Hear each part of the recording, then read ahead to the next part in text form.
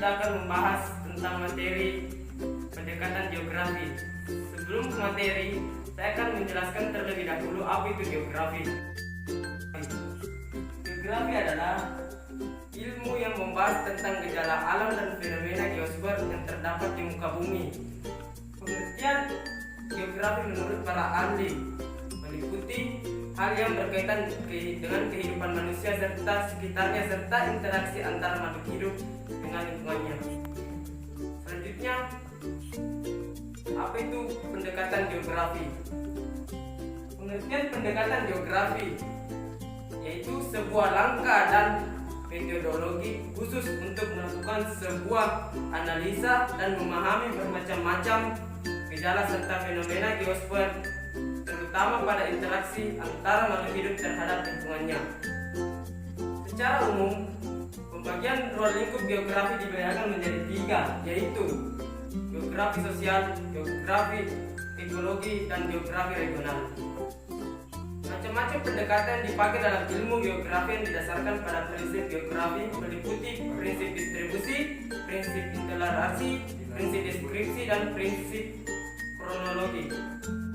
3 pendekatan geografi. Yang pertama, keruangan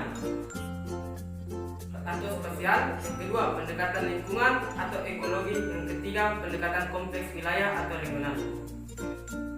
Baiklah, kita akan membahas tentang 3 pendekatan tersebut. Yang pertama, pendekatan spasial atau keruangan.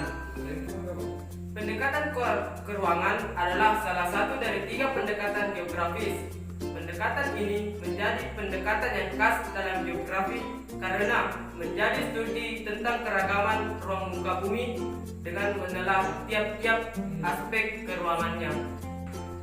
Contoh pendekatan keruangan: sebidang tanah berharga mahal karena tanahnya subur dan ada tempat yang strategis.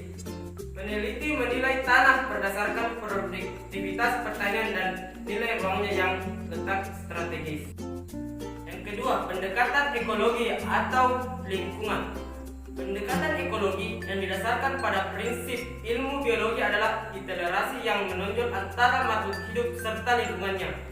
Tujuan dilakukan pendekatan ini yaitu mengkaji fenomena geosfer dengan memperhatikan antara interaksi organisme dengan lingkungannya.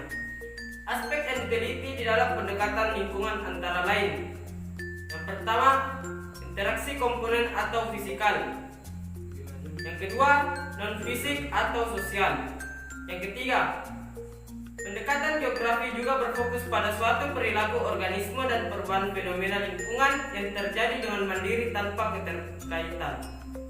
Yang keempat, pendekatan ekologi bisa dilihat pada fenomena banjir di suatu tempat atau wilayah.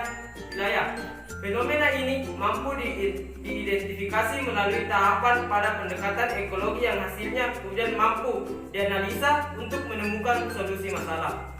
Yang kelima, identifikasi dilakukan meliputi identifikasi kondisi fisik, identifikasi sikap dan perilaku masyarakat, dan juga analisis interaksi.